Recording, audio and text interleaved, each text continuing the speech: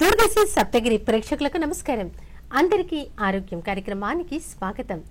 సాధారణంగా మన శరీరంలో కణ విభజనలు ఒక క్రమ పద్ధతిలో జరుగుతూ ఉంటాయి. కొన్నిసార్లు అవి నియంత్రణ కోల్పోయి వేగంగా విభజన చెంది రకరకాలైనటువంటి కణ సమూహాలను ఏర్పరుస్తాయి. దీన్నే క్యాన్సర్ అంటారు. ఇలా ఎందుకు జరుగుతుంది? ఇలా రాకుండా ఉండాలి అంటే ఏం చెయ్యాలి? మన దేశంలో అత్యధిక మరణాలు హార్ట్ ప్రాబ్లమ్స్ తర్వాత క్యాన్సర్ వల్లే జరుగుతున్నాయని ఇటీవల జరిగినటువంటి ఒక సర్వేలో తేలింది. ఎంతోమంది క్యాన్సర్ వ్యాధి బారిన పడుతూ ఉన్నారు. ఒక క్యాన్సర్ అంటే ఒక భయం, ఒక అపోహ, అవగాహన లేకపోవటం. మరి క్యాన్సర్ అవగాహన కార్యక్రమం గురించి ఎన్నో వివరాలను తెలియజేయడానికి ఈరోజు మన దూరదర్శన్ సప్తగిరి స్టూడియోకి విచ్చేశారు ప్రముఖ రేడియేషన్ ఆంకాలజిస్ట్ డాక్టర్ ఏవై రావు గారు. వీరు ఎండి డిఎంబి చేశారు. ఒంగోలు ప్రభుత్వ వైద్య కళాశాలలో ప్రిన్సిపల్ గా వర్క్ చేస్తూ ఉన్నారు. క్యాన్సర్ స్పెషలిస్ట్ గా 27 సంవత్సరాల అనుభవం ఉంది వీరికి. విజయవాడ సిద్ధార్థ మెడికల్ కళాశాలలో అసిస్టెంట్ ప్రొఫెసర్ గా 7 సంవత్సరాలు, వరంగల్ కాకతీయ మెడికల్ కాలేజీలో అసోసియేట్ ప్రొఫెసర్ గా, ఆ తర్వాత కాకినాడ, విశాఖపట్నంలో ప్రొఫెసర్ గా పనిచేశారు. అడిషనల్ డిఎంఈ ప్రిన్సిపల్ గా పదోన్నతి పొంది ఒంగోలు ప్రభుత్వ వైద్య కళాశాలలో ప్రస్తుతం వీరు పనిచేస్తూ ఉన్నారు. ఐఎంఏ తెనాలి ద్వారా గోల్డ్ మెడల్ అందుకున్నారు డాక్టర్ ఏవై రావు గారు. జాతీయ, అంతర్జాతీయ సదస్సుల్లో 30కి పైగా జర్నల్స్ సమర్పించారు. అంతేకాకుండా క్యాన్సర్ అవగాహన పలు కార్యక్రమాలు వీరు చేస్తూ ఉన్నారు. డాక్టర్ ఏవై రావు గారు నమస్కారం అండి. నమస్తే. ముందుగా వరల్డ్ క్యాన్సర్ డే సందర్భంగా థీమ్ ఏంటంటారు? దాని గురించి వివరిస్తారా? ప్రతి సంవత్సరము ఫిబ్రవరి 4వ తారీఖుని ప్రపంచ క్యాన్సర్ దినోత్సవంగా సెలబ్రేట్ చేసుకుంటూ ఉంటాము. ఈ సంవత్సరం ప్రతి సంవత్సరం ఆ ప్రపంచ క్యాన్సర్ దినోత్సవానికి ఒక థీమ్ అనేది క్రియేట్ చేయబడుతుంది.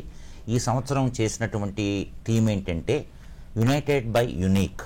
యునైటెడ్ బై యునీక్ అంటే ఏంటంటే ప్రపంచంలో స్టేక్ హోల్డర్స్ అంటే దీనికి సంబంధించినటువంటి క్యాన్సర్ ప్రొఫెషనల్స్ అవనివ్వండి, డాక్టర్స్ అవనివ్వండి, లేకపోతే డయాగ్నోస్టిక్ పర్సన్స్ అవనివ్వండి, లేకపోతే పేషెంట్స్ అవనివ్వండి, ఎవరైనా కానీ అందరూ కలిసి ఒక యూనిక్గా ఈ క్యాన్సర్ని అరికడదాం, ఈ క్యాన్సర్ని ప్రివెంట్ చేద్దాం అన్న ఉద్దేశంతోనే ఈ యునైటెడ్ బై యునీక్ అనే థీమ్ క్రియేట్ చేయడం జరిగింది. ఇది 2-3 ఇయర్స్ ఈ థీమ్ ఉంటుందమ్మా. ఈ 2-3 ఏళ్ళు ఏంటంటే మా యొక్క కర్తవ్యం ఏంటంటే ప్రపంచంలో నలుమూలలకు వెళ్ళి అందరికీ క్యాన్సర్ మీద అవగాహన క్రియేట్ చేసి క్యాన్సర్ని నిర్మూలించటం లేకపోతే ఎరాడికేట్ చేయాలన్న ఉద్దేశమే మా టార్గెట్ అన్నమాట. డాక్టర్ ఏవై రావు గారు, ప్రతి ముగ్గురిలో ఇద్దరికి ఈ క్యాన్సర్ వ్యాధి అనేది ప్రమాదకరంగా మారుతోంది. అంటే బాగా ముదిరిన తర్వాతే వారికి తెలుస్తోంది క్యాన్సర్ వ్యాధి అని. ఎందుకు ఇలా జరుగుతోందంటారు? అది ఎట్లా ఉంటుందంటే మనకు ఒక వ్యాధి అంటే ముఖ్యంగా ఈ క్యాన్సర్ వ్యాధి అనేది ఆ లక్షణాలు బయటపడేదాకా మనకు తెలియదు మేడం. ఎందుకంటే అది దగ్గు రూపంతోనో లేకపోతే మెడలో గడ్డ రూపంలోనో బ్రెస్ట్లో గడ్డ రూపంతోనో బయటకు వస్తుందన్నమాట. కానీ మన ప్రపంచంలో ముఖ్యంగా మన భారతదేశంలో డెవలప్ అవుతున్నటువంటి కంట్రీస్ అయినటువంటి భారతదేశంలో ఏంటంటే అదొక రకమైన భయము. అంటే ఏంటంటే ఒక మహిళ లేకపోతే ఒక వ్యక్తి అమ్మో నా క్యాన్సర్ అంటారేమో, అంటే అదేమన్నా చాలా ఖర్చుతో కూడుకున్న వైద్యమేమో. ఒకప్పుడు క్యాన్సర్ అంటే క్యాన్సర్ అనేవాళ్ళు, ఇప్పుడు కనుక నాది కూడాను క్యాన్సర్ అని చెప్పేసి అది నా జీవితము దుర్బలంగా ఉంటుందేమో లేదా చనిపోతానన్న భయంతో వాళ్ళకి ఆ లక్షణాలు శరీరంలో కనపడుతున్నా కానీ చాలా వరకు బయటకు చెప్పకపోవటం వల్ల ఏమవుతుంది, మనం 100 క్యాన్సర్ వ్యాధులు కనుక నిర్ధారిస్తే అందులో దాదాపుగా 70 నుంచి 80 మంది బాగా ముదిరిన దశలో డాక్టర్ దగ్గరికి రావటం అవుతుంది. సో అది ముఖ్యమైన కారణం అన్నమాట, చనిపోవటానికి కారణం. ఎందుకంటే ఒక డాక్టర్గా నేనేమైనా చేయగలనంటే అది 1వ స్టేజ్ 2వ స్టేజ్లో మా దగ్గరికి వస్తే మేము చక్కగా నయం చేసి మేము వాళ్ళని హ్యాపీ జీవితం మేము ఇవ్వగలం. అంతేగాని ఒక 4వ స్టేజ్లోనో లేకపోతే 3వ స్టేజ్లో భయపడి మా దగ్గరికి రాకుండా లాస్ట్లో వస్తారు. అలా వచ్చిన తర్వాత ఒక క్యాన్సర్ డాక్టర్గా ఏం చేయలేరు. ఒక కంటి తుడుపు వైద్యము లేకపోతే ఆ బాధలు తగ్గట్టు వైద్యం చేసి ఇంటికి పంపించడమే కానీ మేము క్యాన్సర్ని క్యూర్ చేయలేము. డాక్టర్ గారు, అసలు క్యాన్సర్ ఎవరెవరికి వస్తుంది, ఎందుకు వస్తుందంటారు? క్యాన్సర్ అనేది ప్రపంచంలో ఒక జుట్టుకి ఒక గోరుకి తప్ప ఏ అవయానికైనా రావచ్చు. అలాగే ప్రపంచంలో నలుమూలలుగా ఏ ఖండానికైనా ఏ ఖండంలో ఉన్న వాసులకైనా క్యాన్సర్ రావచ్చు. ఏ మూల ఉన్న వాళ్ళకైనా రావచ్చు. పల్లెటూరులో ఉన్న వాళ్ళకి రావచ్చు, పట్టణాల్లో ఉన్న వాళ్ళకి రావచ్చు, అలాగే చిన్నపిల్లలకి రావచ్చు, వయోవృద్ధులకి రావచ్చు. అంటే క్యాన్సర్కి ఏంటంటే ఒక తర తమ అని భేదం లేదు. ఇందాకే చెప్పాను కదా, జుట్టు ఒక గోరుకు తప్ప మన శరీరంలో ఏ అవయవానికైనా క్యాన్సర్ రావచ్చు. చిన్నపిల్లలు ఉంటారు, పాపం వాళ్ళు ఏం చేశారు, పుట్టకతోనే క్యాన్సర్తో పుట్టచ్చు, లేకపోతే పుట్టిన తర్వాత కొన్ని రోజులకే క్యాన్సర్ ఉన్నది అని చెప్పేసి డాక్టర్లు డయాగ్నోస్ చేసే అవకాశం ఉంటుందన్నమాట. సో ఇది ముఖ్యమైందంటే దానికి తరా తమ అని భేదం లేదు, ఎవరికైనా రావచ్చు, ఏ మారుమూల వాళ్ళకైనా రావచ్చు, ఏ దేశం వాళ్ళకైనా క్యాన్సర్ రావచ్చు. డాక్టర్ గారు, ఇప్పుడు మీరు అన్నారు పుట్టుకతోనే క్యాన్సర్ రావచ్చు అని, మరి గర్భంతో ఉన్నప్పుడే ఏదైనా ప్రత్యేకమైనటువంటి పరీక్షలు చేయించుకోవాలంటారా? అది చాలా మంచి ప్రశ్న అడిగారు మేడం. ఈ మధ్య కాలంలో ఒకప్పుడు అంటే ఇంత సైన్స్ డెవలప్ అయ్యేది కాదు. ఇప్పుడు ఏంటంటే సైన్స్ బాగా డెవలప్ అయింది. అమ్మ కడుపులో ఉన్నప్పుడే ఆ బిడ్డ ఏమైనా అవయవ లోపంతో పుట్టారా, పుట్టబోతున్నాడా, అంటే ఏంటంటే తొర్రి రూపంలో కానీ, హార్ట్లో ప్రాబ్లమ్స్ రూపంలో కానీ, లేకపోతే బ్రెయిన్లో ఏమన్నా ప్రాబ్లమ్స్ ఉండే పుట్టవచ్చా, అలాగే ఏదన్నా క్యాన్సర్తో పుట్టే అవకాశం ఉందా, ఇలాంటి కొన్ని తెలుసుకోవటానికి కొన్ని టెస్టులు కూడాను నియోనాటాలజీ అని అంటారు. అంటే అదొక స్టడీ అనమాట, అదొక కోర్స్ అనమాట. అలాంటి సబ్జెక్టులు ఏంటంటే పుట్టిన ఎమ్మటే కానీ లేకపోతే కడుపులో ఉన్నప్పుడు కానీ కొన్ని టెస్టులు, మదర్ నుంచి కొన్ని టెస్టులు బ్లడ్ తీసి అలా టెస్టులు కూడా చేసే అవకాశం ఉంటుంది. సో దాని ద్వారా ఏంటంటే పుట్టబోయే బిడ్డకి ఏదైనా క్యాన్సర్ వస్తుందా, లేకపోతే వేరే అంగవైకల్యంతో పుడతారా, లేకపోతే హార్ట్లో ప్రాబ్లమ్స్తో పుడతారా, అంటే హార్ట్లో హోల్తో కానీ అలా పుడతారా, ఇలాంటి కొన్ని కనిపెట్టే అవకాశం ఉంది. ఆ శాస్త్రం ఇప్పుడిప్పుడే డెవలప్ అవుతుందండి.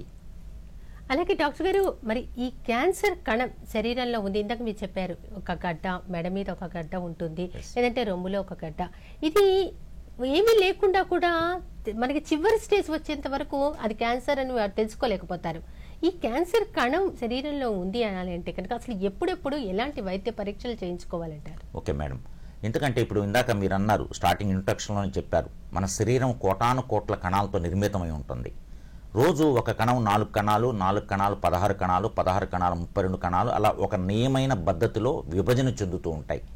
అట్లా కాకుండా ఏదైనా కొన్ని కారణాల వలన, అంటే స్మోకింగ్ అవ్వచ్చు, లేకపోతే ఆల్కహాల్ అవ్వచ్చు, లేకపోతే వాతావరణంలో కలుషితం అవ్వచ్చు, అనేక రకరకాల కారణాల వలన ఒక క్రమ పద్ధతిలో విభజన చెందే కణము, ఒక కణము 2 కణాలు అవ్వాల్సిందే, ఒక కణం 1000 కణాలు, 1000 కణాలు 1,00,000 కణాలు, అలా దాని ఇష్టానుసారంగా అది విభజన చెంది, ఆ విభజన చెందిన కణాలన్నీ ఒక చోట కలెక్ట్ అయ్యి అది ఒక గడ్డ రూపంలో కానీ ఒక కురుపు రూపంలో కానీ బయటకు వస్తుంది.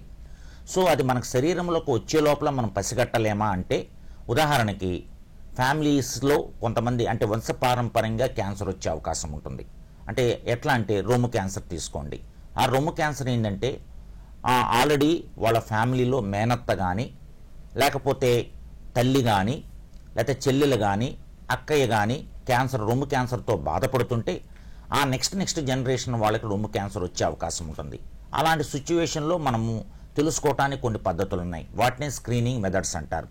అలాగే కొంతమంది మహిళల్లో ఎక్కువగా ఎట్లా అంటే మారుమూల కుగ్రామాల్లో ఒక హైజీన్ అనేది లేకుండా, ఒక శరీర శుభ్రత లేకుండా, అలాంటి వాళ్ళల్లో కానీ, లేకపోతే మల్టిపుల్ సెక్షువల్ పార్ట్నర్స్లో కానీ, లేకపోతే కొంతమంది ఎర్లీ మ్యారేజెస్ అయిన వాళ్ళల్లో కానీ, అలాంటి వాళ్ళలో గర్భసంచి ముఖద్వార క్యాన్సర్, సర్విక్స్ క్యాన్సర్ రావచ్చు.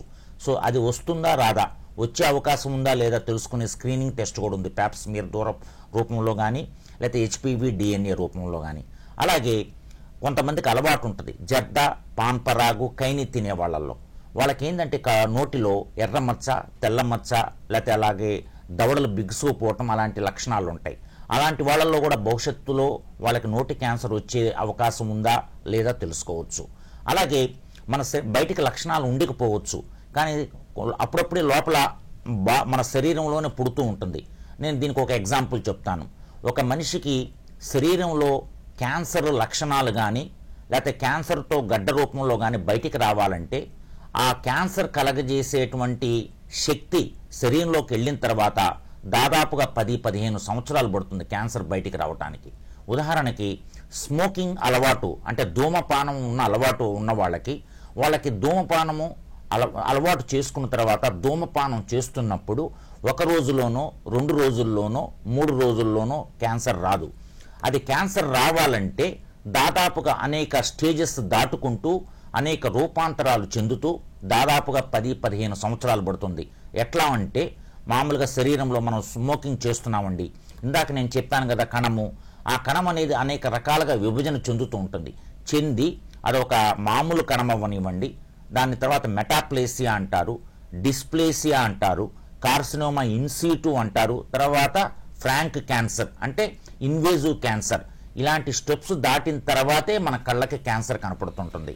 ఉదాహరణకి మనము శరీరంలో ఉన్న ఒక సెంటీమీటర్ గడ్డ గనక మనకు కనపడాలంటే దాంట్లో మైక్రోస్కోప్లో దాదాపుగా 10⁻⁹ సెల్స్ అంటే 1 తర్వాత 9 సున్నాలు ఉండాలి.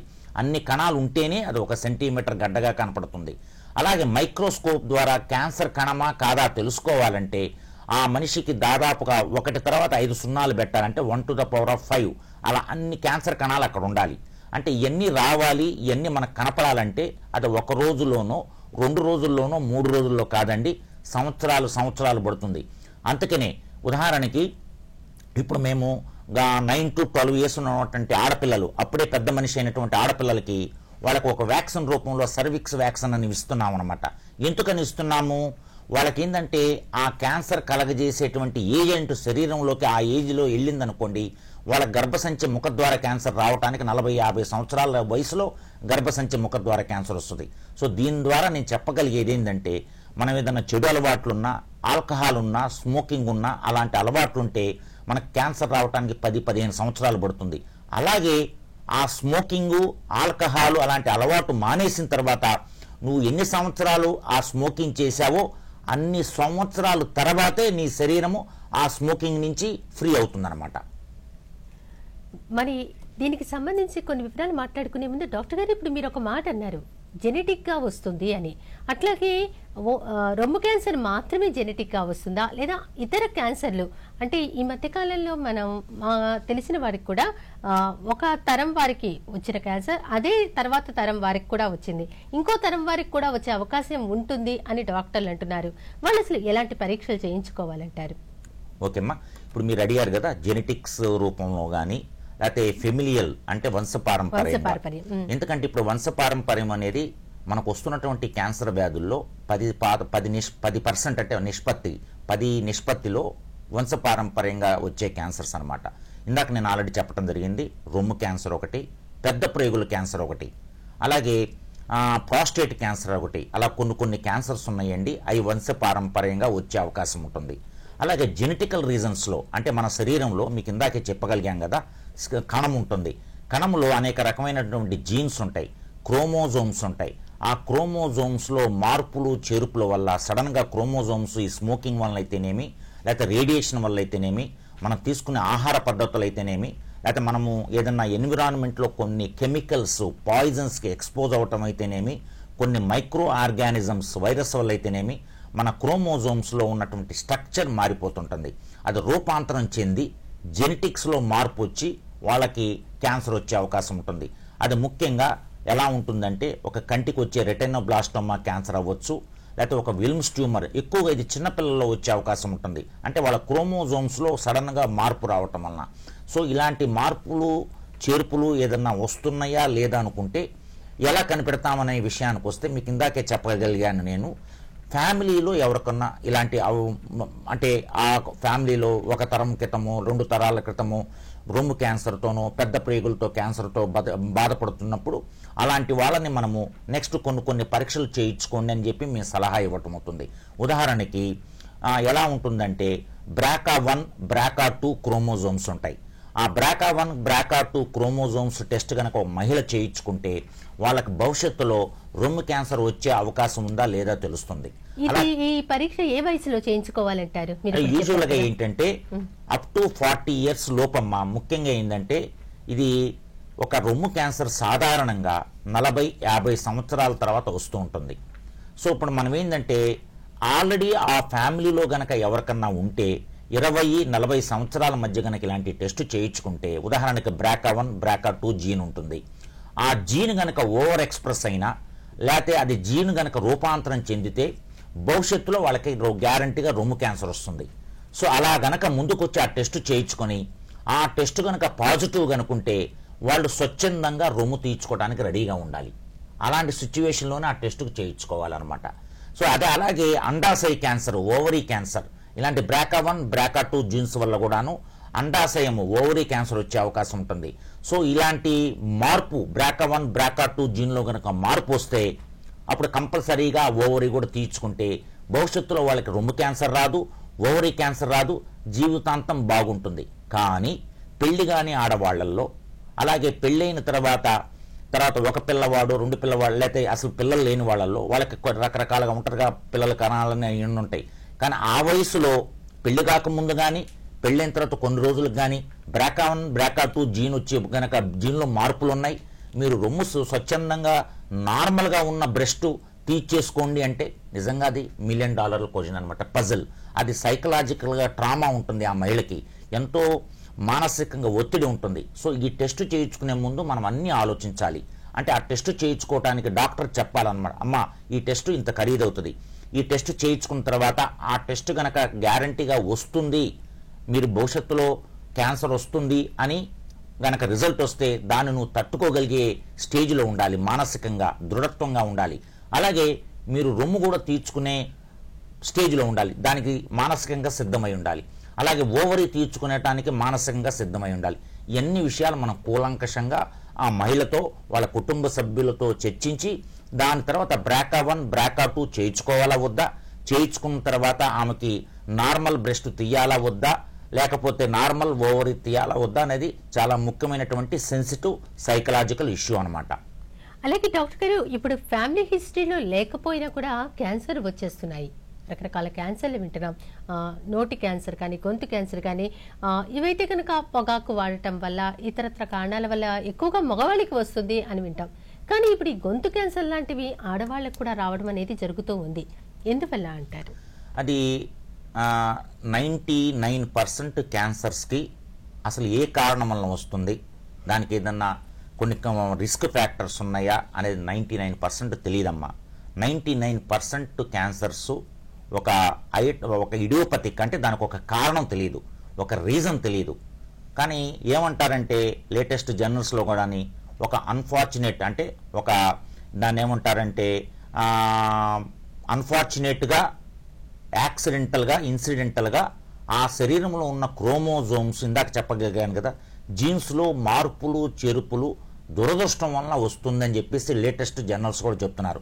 ఆ దురదృష్టము, అన్ఫార్చునేట్ అనేది ఏంటంటే ఆ మనిషి శరీరంలో ఉన్న క్రోమోజోమ్స్లో ఆకస్మికంగా మార్పులు రావటం వల్ల క్యాన్సర్ వస్తుంది 99% ఆఫ్ ది పేషెంట్స్లో.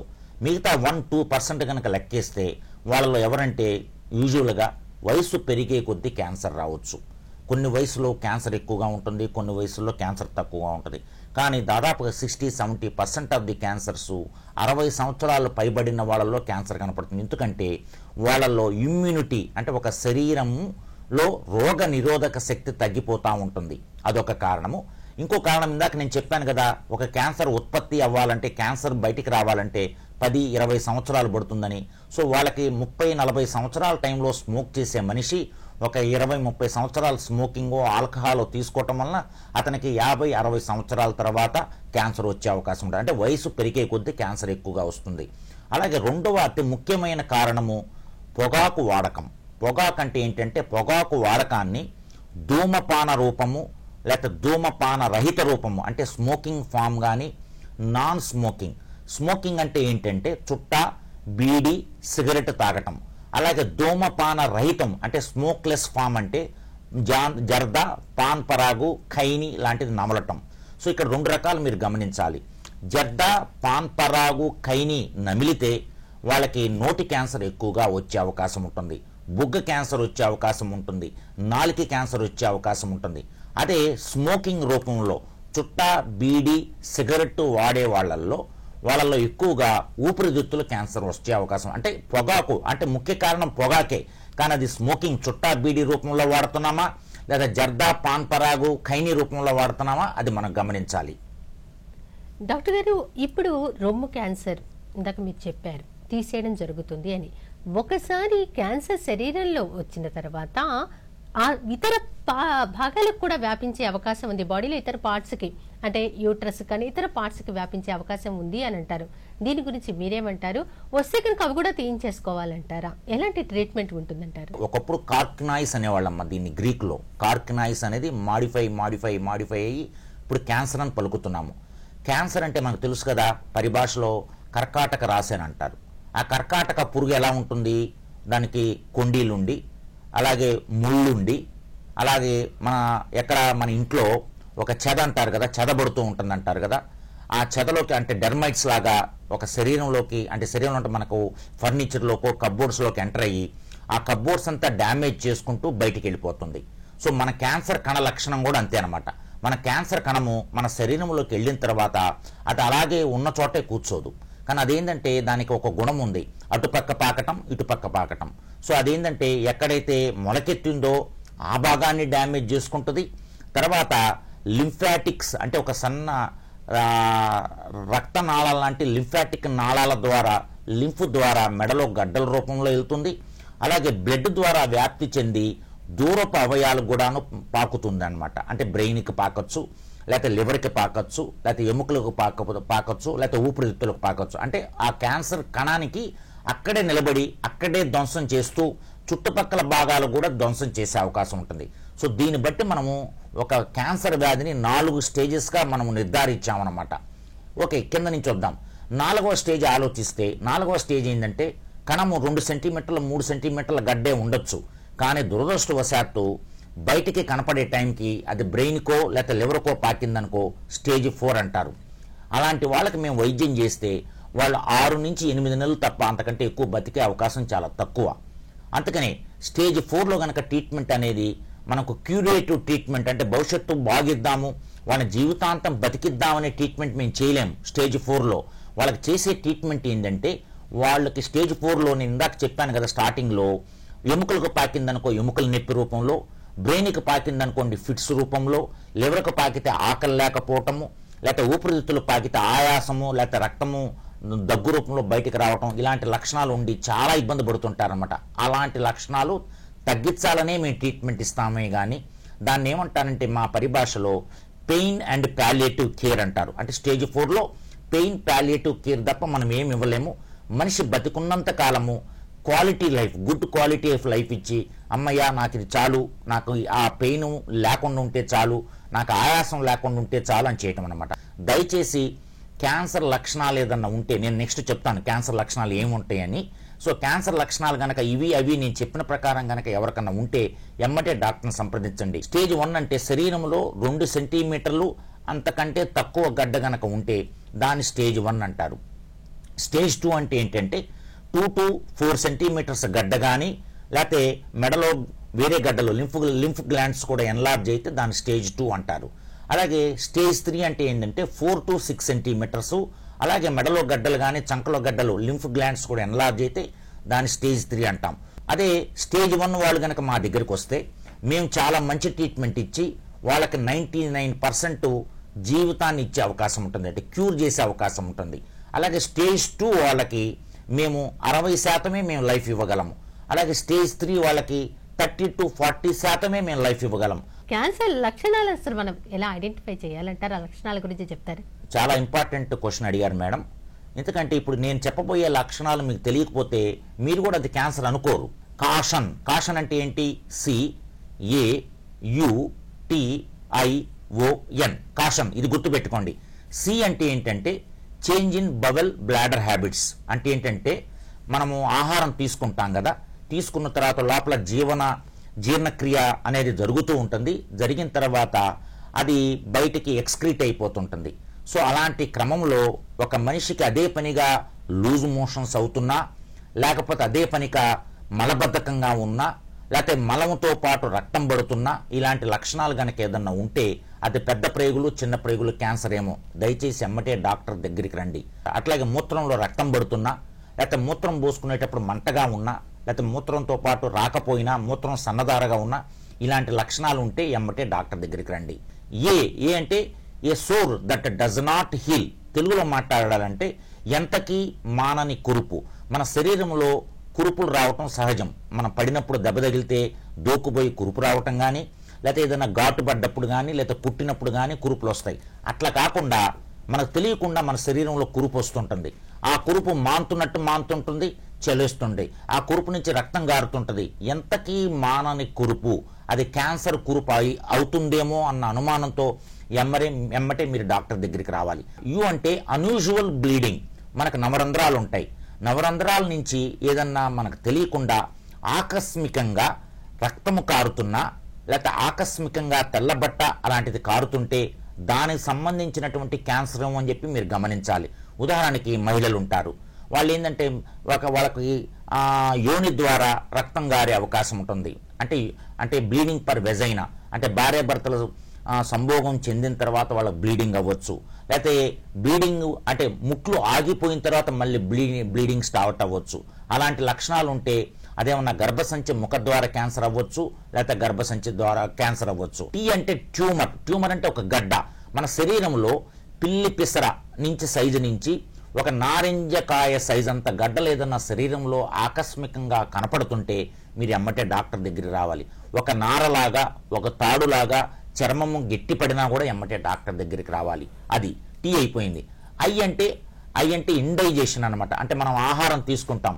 కొంతమందికి ఏంటంటే చక్కగా ఆహారం తీసుకుంటారు, చక్కగా అరుగుదల అవుతుంది కదా, సర్వసాధారణంగా ఉండే జీర్ణక్రియే.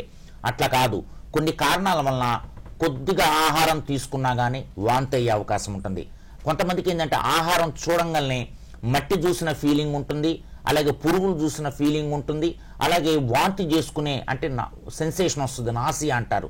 అలాంటి లక్షణాలు లివర్ క్యాన్సర్లో వస్తుంది, లేకపోతే గాల్ బ్లాడర్లో క్యాన్సర్ వస్తుంది. అలాగే కొంతమంది చక్కగా మింగుతూ ఉంటారు, తినేటప్పుడు ఇబ్బంది ఉండదు. కానీ కొంతమందికి ఏంటంటే స్టార్టింగ్లో చపాతీ తినేటప్పుడు, గట్టి పదార్థాలు తినేటప్పుడు వాళ్ళకి అడ్డం పడుతూ ఉంటుంది, మింగలేరు. అది ఈసోఫేగస్ క్యాన్సర్ అవ్వచ్చు. అలాగే తర్వాత గుజ్జు పదార్థాలు మింగలేరు, తర్వాత నీళ్లు కూడా తాగలేరు, తర్వాత వాళ్ళ వాళ్ళే మింగలేరు. అలాంటి లక్షణాలు ఉంటే అది ఈసోఫేగస్ క్యాన్సర్ అవ్వచ్చు, గొంతు క్యాన్సర్ అవ్వచ్చు. ఎమ్మటే డాక్టర్ దగ్గరికి రండి. చివరికి లాస్ట్ బట్ వన్ ఏంటంటే ఓ అంటే మన పుట్టి మచ్చల్లో మార్పులు ఉంటాయి. అదేంటంటే ఉదాహరణకి మన పుట్టి మచ్చలు సర్వసాధారణం 2 నుంచి 3 మిల్లీమీటర్లు ఉంటాయి. యూజువల్గా గోధుమ రంగులోనో బ్లాక్ రంగులోనో ఉంటాయి. అట్లా కాకుండా పుట్టి మచ్చ సైజు సడన్గా పెరిగిపోవటం, ఇందాక 2-3 మిల్లీమీటర్లు కాకుండా మనకు రోజు చూసుకునే పుట్టి మచ్చ సడన్గా 2 సెంటీమీటర్లు 3 సెంటీమీటర్లు అవటం, అలాగే ఎర్రగా తయారవటం, దాని నుంచి బ్లీడింగ్ అవటం, అలాగే నొప్పి కలగజేయటం, ఇలాంటివన్నీ చర్మ వ్యాధులు క్యాన్సర్ ఏమో, అది కూడా గమనించండి. ఇంకా లాస్ట్లో ఏంటంటే, last but not the least ఏంటంటే ఎన్ అంటే నాగింగ్ కాఫ్, ఎంతకీ తగ్గని దగ్గు అనేది సర్వసాధారణం. జలుబు చేసినప్పుడు దగ్గు రావటం, లేకపోతే ఏదన్నా డస్ట్ పొల్యూషన్కి ఎక్స్పోజ్ అయినప్పుడు డస్ట్ రావటం సర్వసాధారణం. అట్లా కాకుండా కొంతమంది స్మోకర్సు, అలాగే ఆల్కహాలిక్స్లో కానీ, లేకపోతే ఇంకేదైనా ఎన్విరాన్మెంట్ పొల్యూషన్ బాగా ఎక్స్పోజ్ అవుతుంటారు. ఎవరంటే బొగ్గు కార్మికులు ఉంటారు కదా, బొగ్గు గనులో పనిచేసే వాళ్ళు ఉంటారు కదా, అలాంటి వాళ్ళకి దగ్గు రావచ్చు. సో ఎంతకీ దగ్గు మానదు, ఏ మందులు వాడినా కూడా మానదు, అది ఊపిరితిత్తుల క్యాన్సర్ ఏమో. సో ఇవన్నీ గమనించాలి. డాక్టర్ గారు, ఇప్పుడు మనకి 4 స్టేజెస్ గురించి చెప్పారు కదా. ఫస్ట్ స్టేజ్ లో ట్రీట్మెంట్ కి కంప్లీట్ అయిపోయి తగ్గిన తర్వాత మళ్ళీ వచ్చే అవకాశం ఉంటుందంటారా? చాలా ఎక్సలెంట్ క్వశ్చన్ అడిగారు మేడం. దీనివల్ల చాలా మంది పేషెంట్స్ ఇన్స్పైర్ అయ్యి వాళ్ళ కాన్ఫిడెన్స్ వచ్చే అవకాశం ఉంటుంది. ఇందాక నేను చెప్పగలిగాను కదా, స్టేజ్ 1 అన్నమ్మా. స్టేజ్ 1 అంటే 2 సెంటీమీటర్లు అంతకంటే తక్కువ గడ్డ. సో దానికి ఏంటంటే ఉదాహరణకి నేను రొమ్ము క్యాన్సరే తీసుకున్నాము, లేకపోతే నోటి క్యాన్సరే తీసుకున్నాము, లేకపోతే పెద్ద ప్రేగుల క్యాన్సరే తీసుకున్నాం, గర్భసంచి క్యాన్సర్ తీసుకున్నాం. ఎవరికైనా గనక ఇలాంటి స్టేజెస్లో గనక మా దగ్గర గనక వస్తే వాళ్ళకి తగిన విధంగా డయాగ్నోజ్ చేసి, టెస్టులు చేసి డయాగ్నోజ్ చేసి క్యాన్సర్ గనక నిర్ధారణ అయితే వాళ్ళు గనక అది ఆపరేషన్ అవ్వనండి, రేడియేషన్ అవ్వనండి, లేకపోతే కీమోథెరపీ, నెక్స్ట్ మనం మాట్లాడుకుందాం దాని గురించి, అలాంటి కావాల్సిన ట్రీట్మెంట్ చేయించుకుంటే వాళ్ళల్లో 93 నుంచి 99% 5 సంవత్సరాలు బతికే అవకాశం ఉంటుంది. ఏంటి డాక్టర్ గారు మీరు 5 సంవత్సరాలు అంటున్నారు, మళ్ళీ క్యూర్ అయిపోద్దని అంటున్నారంటే, మా క్యాన్సర్ పరిభాషలో వైద్యం అంటే క్యాన్సర్ పేషెంట్కి వైద్యం చేసిన తర్వాత 5 సంవత్సరాలు ఆ వ్యాధి మళ్ళీ తిరగబెట్టలేదంటే మేము తగ్గినట్టు లెక్కేస్తాం అనమాట. సో ఇలాంటి 1వ స్టేజ్ పేషెంట్స్ కనుక మా దగ్గరకు వచ్చి వైద్యం చేయించుకుంటే దాదాపు 99 మంది జీవితాంతం బతికే అవకాశం ఉంటుంది మేడం. వాళ్ళు ట్రీట్మెంట్ అయిపోయిన తర్వాతే ఇంకా డాక్టర్ని చూడరు, చాలామంది డాక్టర్ దగ్గరికి రారు, క్యాన్సర్ డాక్టర్ దగ్గరికి. First 3 years madam, every 2 months 3 monthsకి డాక్టర్ దగ్గరికి రావాలి. 3 years అయిపోయిన తర్వాత 4th year 5th year every 6 months doctor దగ్గరికి రావాలి. 5 years అయిపోయిన తర్వాత, ఇందాక నేను అన్నాను కదా, ఒక క్యాన్సర్ డాక్టర్కి గోల్డెన్ పీరియడ్, పేషెంట్కి గోల్డెన్ పీరియడ్ ఏంటంటే 5 ఏళ్ళు. 5 ఏళ్ళు నిండిన తర్వాత క్యూర్ అయిపోయినట్టు లెక్కే. వాళ్ళు సంవత్సరానికి ఒకసారి వచ్చి మా దగ్గరికి వచ్చి చూపించుకుంటే సరిపోతుంది అనమాట. సెకండ్ స్టేజ్ దగ్గరికి వద్దాం. అసలు ఎలాంటి ట్రీట్మెంట్ ఇవ్వడం జరుగుతుంది? 2 సెంటీమీటర్ల నుంచి 4 సెంటీమీటర్ల గడ్డ అవ్వచ్చు, లేకపోతే 2 సెంటీమీటర్ల నుంచి 4 సెంటీమీటర్ల కురుపు అవ్వచ్చు, లేకపోతే 2 సెంటీమీటర్లే ఉండొచ్చు. కానీ దాంతోపాటు లింఫ్ నోడ్స్ కూడా ఎన్లార్జ్ అయ్యి, ఆ లింఫ్ నోడ్స్ కూడా క్యాన్సర్ వలన ఎన్లార్జ్ అయిందంటే దాన్ని సెకండ్ స్టేజ్ అంటారు. యూజువల్గా మాకు మెజారిటీ ఆఫ్ ది క్యాన్సర్స్ మా దగ్గరికి వచ్చేది ఇందాక మీకు చెప్పగలిగాం కదండి. 3rd స్టేజ్ 4th స్టేజ్లో 70% క్యాన్సర్ పేషెంట్స్ మా దగ్గరికి వస్తారు. ఒక 20-30 పేషెంట్స్, 10-20% పేషెంట్స్ స్టేజ్ 2లో వస్తారు. సో ఇలాంటి స్టేజ్ 2 పేషెంట్స్కి మేము ఇచ్చే ట్రీట్మెంట్ ఏంటంటే ఫస్ట్ ఆపరేషన్ చేయాలి. అంటే రొమ్ము క్యాన్సర్ పేషెంట్ అనుకున్నాం కదా, సో రొమ్మంతా తీసేయాలి. అంటే దానికి ఏంటంటే మ్యాస్టెక్టమీ అంటారు. ఇప్పుడు కొత్త టెక్నిక్స్ వచ్చినాయి. అంటే ఇప్పుడు కొత్తగా వచ్చిన టెక్నిక్ ఏంటంటే, మీకు అవగాహన రావాలని, కాన్ఫిడెన్స్ రావాలని చెప్తున్నాను, ముందుకు వచ్చి వైద్యం చేయించుకుంటారని చెప్తున్నాను అనమాట. అంటే చాలామంది ఏంటంటే రొమ్ము క్యాన్సర్ అనగానే అమ్మో రొమ్మంతా తీసేస్తారేమో, నా శరీర ఆకర్షణ తగ్గిపోతుందేమో అని చాలామంది ఫీలింగ్ ఉంటుంది. సో నేను శ్రోతలకి, ప్రేక్షకులందరికీ చెప్పేది ఏంటంటే, ఒక 2, 3, 4 సెంటీమీటర్ల గడ్డ వరకు అది రొమ్మంతా తీయకుండా ఓన్లీ రొమ్ములో గడ్డ తీసి, చంకలో గడ్డలు తీసి మనము మన బ్రెస్ట్ షేప్ కాపాడుకోవచ్చు.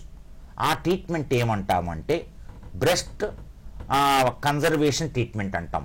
దాని తర్వాత మనం కీమోథెరపీ, దాని తర్వాత రేడియేషన్, దాని తర్వాత అవసరమైతే హార్మోనల్ ట్రీట్మెంట్ 5 to 10 years కనుక తీసుకుంటే, అలాంటి పేషెంట్స్ స్టేజ్ 1లో కనుక తీసుకుంటే దాదాపు 95 మంది, స్టేజ్ 2లో కనుక తీసుకుంటే 60 నుంచి 65 మంది 5 years బతికే అవకాశం ఉంటుందండి.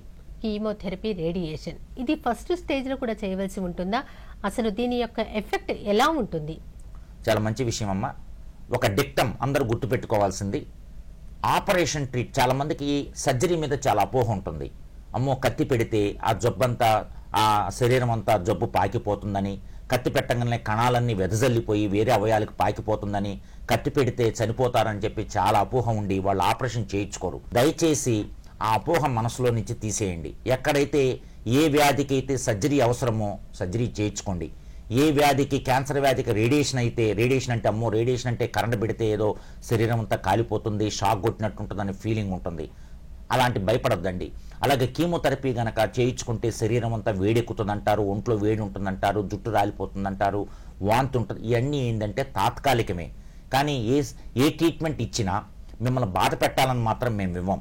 ఏ ట్రీట్మెంట్ ఇచ్చినా మీకు మంచి జీవితం ఇవ్వాలని ఆశిస్తాము. మనం ఒక మంచి జరగాలంటే కొంచెం చేదు ఉంటుంది. ఆ చేదు ప్రయాణంలో మనం ప్రయాణం కనుక చేస్తే దాని తర్వాత మనకు మంచి మార్గం, మనకు మంచి జీవితం వచ్చే అవకాశం ఉంటుంది. 4 లేక అంతకంటే ఎక్కువ గడ్డ ఉన్నప్పుడు ఆపరేషన్ పనికి రాదనమాట. అప్పుడు ఏం చేయొచ్చు అంటే మనము 4, 5, 6 సెంటీమీటర్లు ఉన్న పేషెంట్కి గడ్డ సైజు తగ్గించే ట్రీట్మెంట్ ఉంది. దాన్ని ఏమంటారంటే డౌన్ స్టేజింగ్ ట్రీట్మెంట్ అంటారు. అంటే నియో అడ్జువెంట్ కీమోథెరపీ అంటాం. అంటే ఒక కీమోథెరపీ ఇచ్చి పెద్ద గడ్డని చిన్నది చేసి ఆపరేషన్కి, రేడియేషన్కి అనువైనట్టు చేసే టెక్నిక్నే డౌన్ స్టేజింగ్ ట్రీట్మెంట్ అంటారు. అంటే ఒక 3rd స్టేజ్లో వచ్చిన తర్వాత కూడాను మీరు నిరాశ చెందక్కర్లేదు. 3rd స్టేజ్కి వచ్చిన తర్వాత కూడాను మనం మంచి జీవితం ఇచ్చే అవకాశం ఉంటుంది. ఇదంతా ఎందుకు చెప్తున్నానంటే, ఒకప్పుడు ఈ ట్రీట్మెంట్ లేదు. ఒక 20 years బ్యాకో లేకపోతే 15 years బ్యాకో వైద్య శాస్త్రము, ముఖ్యంగా క్యాన్సర్కి సంబంధించిన వైద్య శాస్త్రం ఇంత డెవలప్ అవ్వలా. ఈ మధ్య కాలంలో ఒక దశాబ్దం నుంచి, ఒక 10 years నుంచి రేడియేషన్లో విప్లవాత్మక మార్పులు వచ్చినాయి. ఆపరేషన్స్లో రకరకాల టెక్నిక్ వచ్చినాయి. ఎలా ఉంటుందంటే లాప్రోస్కోపిక్ ట్రీట్మెంట్. ఒకప్పుడు ఓపెన్ సర్జరీ అనేవాళ్ళు, లాప్రోస్కోపిక్ సర్జరీ వచ్చింది, రోబోటిక్ సర్జరీ వచ్చింది, మినిమం ఇన్వేజివ్ సర్జరీ వచ్చింది. ఈ మధ్య కాలంలో బ్రెస్ట్ కన్జర్వేషన్ ట్రీట్మెంట్ BCT అని వచ్చింది. అలాగే గొంతు క్యాన్సర్ ఒకప్పుడు ట్రీట్మెంట్ ఏంటి, స్వరపేటికంతా తీసేయటమే. ఇప్పుడు ఏంటంటే లేటెస్ట్గా కొత్త టెక్నిక్స్ వల్ల ఏమవుతుందంటే అది ఆపరేషన్ అంటే స్వరపేటికంతా తీయకుండా కీమోథెరపీ, రేడియేషన్ కాంబినేషన్తో ఆ గొంతుని, స్వరపేటని కాపాడి వాళ్ళకి జీవితాంతం మంచి లైఫ్ ఇచ్చే అవకాశం ఉంటుంది. అలాగే మనం లెట్టనికి వెళ్ళే ద్వారానికి ఒకప్పుడు ట్రీట్మెంట్ ఏంటంటే అది ఆ ద్వారం క్లోజ్ చేసి బయట ఒక సంచి పెట్టేవాళ్ళు, కొలాస్టమీ బ్యాగ్ అని. అది చాలా అసహ్యంగా ఉంటుంది కదా, చాలా మంది కాస్మాటికల్గా నలుగురితో నడవలేరు, నలుగురు ఇళ్ళకి వెళ్ళలేరు, లేకపోతే ఫంక్షన్స్కి వెళ్ళలేరు. బయటికి సంచి ఉంటుంది, ఆ సంచిలోకి ఫీకల్ మ్యాటర్ వస్తూ ఉంటుంది అనమాట, కలెక్ట్ అవుతుంటుంది. ఇప్పుడు ఏంటంటే కొత్తగా రేడియేషన్ కీమోథెరపీ కాంబినేషన్తో భగవంతుడు ఇచ్చినటువంటి అవయాలు కాపాడుకుంటూ, ఆర్గాన్ని కన్జర్వ్ చేసుకుంటూ, ఆ అవయాన్ని సేవ్ చేసుకుంటూ మంచి లైఫ్ ఇచ్చే అవకాశం ఉంటుందన్నమాట. స్టేజ్ 4కి వస్తే మాత్రం ఓన్లీ కీమోథెరపీ తప్ప వేరే ట్రీట్మెంట్ లేదు. చాలా మంది ఏంటంటారంటే ఈ ట్రీట్మెంట్ జరుగుతున్నప్పుడు తట్టుకోలేకపోతున్నాము, ఇది చాలా రిస్క్, ఈ అపోహతోనే ట్రీట్మెంట్ చేయించుకుంటున్నప్పటికీ వాళ్ళకి తెలియకుండానే తెలియని ఇతరత్ర కారణాలతో సమస్య తగ్గించుకునే బదులు సమస్యను పెంచుకోవడం కూడా జరుగుతూ ఉంటుంది. దీనికి ఎలా వారు దీని నుంచి బయటపడాలంటారు? దయచేసి ఒక క్యాన్సర్ డాక్టర్ గారు మీరు ఆపరేషన్ చేయించుకోండి అంటే వాళ్ళ సలహా వినండి. అంతేగాని ఆపరేషన్ చేయించుకుంటే వాళ్ళు చనిపోయారు వీళ్ళు చనిపోయారని అపోహతో పెట్టుకోవద్దు. ఎందుకంటే ఆపరేషన్లో కూడాను కొత్త కొత్త టెక్నిక్స్ వచ్చినాయి. ఇందాక మీకు చెప్పగలిగాను, తక్కువ గాయంతో ఆపరేషన్ చేయొచ్చు. అలాగే అసలు మనిషి కూడా 2-3 రోజుల్లోనే రికవరీ అయ్యి హాస్పిటల్ నుంచి ఇంటికి వెళ్ళొచ్చు. అది కొత్త కొత్త టెక్నిక్స్ వచ్చినాయి. ఒక 4-5 రోజులు బాధ ఉంటుంది, తర్వాత మీ జీవితం బాగుంటుంది. దయచేసి ఆపరేషన్ అవసరమైతే ఆపరేషన్ చేయించుకోండి. తర్వాత రెండో అంశానికి వస్తే రేడియేషన్ ట్రీట్మెంట్. చాలామందికి రేడియేషన్ అంటే కరెంటు ట్రీట్మెంట్ అనేవాళ్ళు, కరెంట్ అని అంటారనమాట. ఏదో ప్లగ్లో ఏలు పెట్టాలేమో, అలాంటి షాక్ ట్రీట్మెంట్ ఏమో, లేకపోతే రేడియేషన్ పెట్టుకుంటే గొంతు మారిపోద్దనేమో, లేకపోతే రేడియేషన్ పెట్టుకుంటే చర్మం అంతా రంగు మారిపోద్దనో, లేకపోతే ఇంకా చాలా చాలా అపోహలు ఉంటాయి.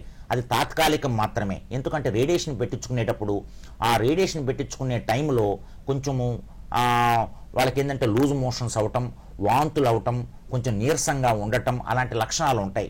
అది తాత్కాలికం మాత్రమే. ఆ రేడియేషన్ పెట్టించుకునే టైంలో మేము సపోర్టివ్ థెరపీ ఇచ్చి పేషెంట్ని మేము అడ్మిట్ చేసుకుని, వాళ్ళు తట్టుకోలేకపోతే మా దగ్గర అడ్మిట్ చేసుకొని వాళ్ళ సపోర్ట్ ట్రీట్మెంట్ ఇస్తే వాళ్ళు రేడియేషన్ తట్టుకొని చక్కగా ట్రీట్మెంట్ కంప్లీట్ అయ్యి ఇంటికి వెళ్ళే అవకాశం ఉంటుంది. అలాగే కీమోథెరపీ, చాలా మంది బాగా అపోహలు ఉన్నాయి. కీమోథెరపీ అంటే ఒక రసాయనిక పదార్థం అంట, అది శరీరంలోకి వెళ్ళిపోయిన తర్వాత అన్ని భాగాలని బాగా మార్చేస్తుందట, కాల్చేస్తుందట. అలాగే కీమోథెరపీ తీసుకుంటే జుట్టు రాలిపోతుందంట, అలాగే కీమోథెరపీ తీసుకుంటే వాంతులు వికారాలు అవుతాయి, లూజ్ మోషన్స్ అవుతాయి. ఇవన్నీ తాత్కాలికం మాత్రమే. ఎందుకంటే కీమోథెరపీ అనేది ఏంటంటే అది ఆ కీమోథెరపీ మందుకి అంటే క్యాన్సర్ మెడిసిన్కి దానికి కళ్ళు ఉండవు, తమ భేదం ఉండదు. అది క్యాన్సర్ కణం మీద పనిచేస్తుంటుంది, నార్మల్ కణం మీద పనిచేస్తుంటుంది. సో క్యాన్సర్ కణం మీద పనిచేసేటప్పుడేమో క్యాన్సర్ని చంపేస్తుంది. మామూలు కణం మీద పనిచేసేటప్పుడు అంటే మన శరీరంలో మామూలు కణాలు నార్మల్ కణాల మీద పనిచేసేటప్పుడు ఇలాంటి లక్షణాలు ఉంటాయి, వాంతులు వికారాలు. సో అంతేగాని దాన్ని భయపడి తీసుకోకపోవటం అనేది వద్దు. కానీ ఇప్పుడు లేటెస్ట్గా కీమోథెరపీలో కొత్త కొత్త టెక్నిక్స్ వచ్చినాయి. టార్గెటెడ్ థెరపీ ఏంటంటే మిస్సైల్. ఒక మిస్సైల్ కనుక వదిలితే యుద్ధంలో అది వెళ్ళి ఓన్లీ ఎయిర్ బేస్నే తాగుతుంది, ఒక నేవల్ బేస్నే తాగుతుంది. అంతేగాని చుట్టుపక్కల ఉన్నటువంటి మామూలు మానవులకి ఏం కాదు. సో ఇట్లాగే టార్గెటెడ్ థెరపీ వచ్చింది. అలాగే రీసెంట్గా ఇమ్యునోథెరపీ అని కూడా వచ్చింది. ఆ ఇమ్యునోథెరపీ వల్ల కానీ టార్గెటెడ్ థెరపీ వల్ల కానీ యూజువల్గా ఏంటంటే కీమోథెరపీ వల్ల వచ్చే అవలక్షణాలు, సైడ్ ఎఫెక్ట్స్ చాలా తక్కువగా ఉంటాయి, రిజల్ట్స్ బాగా ఉంటున్నాయండి. దయచేసి ఇలాంటి ట్రీట్మెంట్స్కి భయపడి మీరు అశ్రద్ధ చేసుకుని వ్యాధి మొదలు పెట్టుకొని ప్రాణం మీదకు తెచ్చుకోవద్దని చెప్పి నేను విన్నవించుకుంటున్నానండి. డాక్టర్ గారు, ఇప్పుడు మనం చూస్తే కనుక మన ఆహారపు అలవాట్లు, మన జీవన శైలి అంతా మారిపోయింది. ప్రెసెంట్ ఒక బిజీ షెడ్యూల్లో ఉంటున్నారు అందరు, ఉరుకుల పరుగుల జీవితం. మనం ఇంట్లో తినే ఆహారానికి బదులు బయటకు వెళ్ళి తినేసేసి జాబ్స్కి వెళ్ళిపోవడం జరుగుతోంది. ఈ ఆహారపు అలవాట్ల వల్ల కూడా ఆరోగ్యంపై ప్రధానంగా ప్రభావితం చూపిస్తోంది. దానివల్ల కూడా సమస్యలు వస్తున్నాయి. దీనికి ఈ క్యాన్సర్ వ్యాధికి ఏదైనా పోలిక సంబంధం ఉందంటారా? మరి ఎలాంటి జాగ్రత్తలు తీసుకోవాలంటారు? చాలా ఆహారపు అలవాట్లకి క్యాన్సర్కి చాలా అవినాభావ సంబంధం ఉందండి. ఎందుకంటే ఇప్పుడు ఎలా ఉందంటే ఉరుకులు పరుగులు పెరుగుతున్నటువంటి సమాజం, ఇప్పుడు ప్రపంచం అలా ఉంది. ఇప్పుడు ఎందుకంటే ప్రతి ఫ్యామిలీలో వైఫ్ హస్బెండ్ ఇద్దరు జాబులు చేస్తున్నారు. అలాగే ఎంతో దూరాన్ని నుండి వాళ్ళు ప్రయాణించి కూడా కొన్నిసార్లు 100 కిలోమీటర్లు 150 కిలోమీటర్లు కూడా ప్రయాణించి ఉద్యోగాలకు వెళ్లాల్సి వస్తుంది. సో ఇట్లా ఏమవుతుందంటే ఇలాంటి స్పీడ్ లైఫ్ వల్ల ఏమవుతుందంటే మనం వెస్ట్రన్ డైట్కి బాగా అలవాటు పడుతున్నాం. పిజ్జా కల్చర్ అంటారు, పిజ్జాస్ బర్గర్స్ అలాంటివి తీసుకోవటం వలన, లేకపోతే ఫ్రెంచ్ చిప్స్ కానీ, లేకపోతే అలాంటి ఒక కుర్కురేస్ కానీ, అలా అంటే ఒక ఎటో కెమికల్స్ యాడ్ చేసినటువంటి ఫుడ్ మనం ఎక్కువగా తీసుకోవటం వలన క్యాన్సర్ వచ్చే అవకాశం ఉంటుంది. అది గమనించండి. చక్కటి లీఫీ వెజిటబుల్స్, చక్కగా తాజా కూరగాయలు లేకపోతే తాజా పళ్ళు అలాంటివి తీసుకోకుండా ఎప్పుడైతే మనము కొవ్వు పదార్థాలు ఎక్కువగా ఉన్నవి కానీ లేకపోతే స్పైసీ ఫుడ్ ఉన్నప్పుడు కానీ, లేకపోతే నిల్వ చేసిన పదార్థాలు పచ్చళ్ళు అలాంటివి కనుక తీసుకుంటే క్యాన్సర్ వచ్చే అవకాశం ఉంటుంది. ఎందుకంటే అది మన జీర్ణాశయం మీద పనిచేసి కొంచెం ఏంటంటే లోపల ఉన్నటువంటి జీర్ణాశయంలో ఉన్నటువంటి ఆ లైనింగ్ మీద ఉన్న కణాలని క్యాన్సర్ కణాలుగా మార్చే అవకాశం ఉంటుంది. ఎట్లాంటి గ్రీన్ లీఫీ వెజిటబుల్స్ కానీ, లేకపోతే టమాటో అలాంటి పదార్థాలు కానీ, క్యాబేజీ, క్యాలీఫ్లవర్ కానీ, డ్రమ్ స్టిక్ కానీ అలాంటి ఎక్కువ తీసుకుంటే ఇలాంటి వాటర్లో విటమిన్ ఏ, విటమిన్ సి, ఒక పులుపు తగిలే దాంట్లో విటమిన్ ఈ, అలాంటి సి అనేది పులుపు దాంట్లో ఉంటుంది. ఈ అంటే ఏంటంటే కొంచెం ఫిష్ అలాంటి వాటిలో ఎక్కువగా అవకాశం ఉంటుంది. So vitamin A, vitamin C, vitamin E ఉన్నటువంటి ఆహారం తీసుకుంటే, అంటే ఎలా గ్రీన్ లీఫీ వెజిటబుల్స్ అయితే అవనివ్వండి, కొంచెం పులుపు ఉన్నటువంటి నారింజ కానీ, బత్తాయి లాంటిది కానీ అలాంటిది, లేకపోతే నిమ్మకాయ లాంటిది కానీ కొంచెం కలపాలి.